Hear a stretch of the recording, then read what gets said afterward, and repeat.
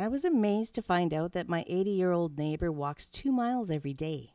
I asked him about this, and he told me that he paces himself to walk the 2 miles in 30 minutes to avoid overdoing it.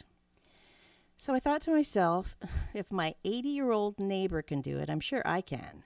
And pacing makes a lot of good sense. So I went out the next day, and lo and behold, I walked the 2 miles in about 35 minutes. Felt just like before I retired, the days when I was still really active. Even better, my mood felt great. Must have been all those endorphins moving through my body.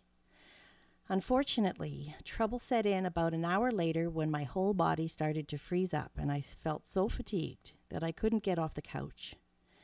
And then the fatigue and pain lasted 3 more days. So what happened? Well, I talked to my therapist about it later that week, and she told me that it was a great plan to start exercising, but that I really needed to consider pacing myself. I had compared myself to someone else and to my past level of ability, and I really only took the difference in our ages into account. My therapist reminded me that my neighbor probably didn't start walking at that pace or for that distance.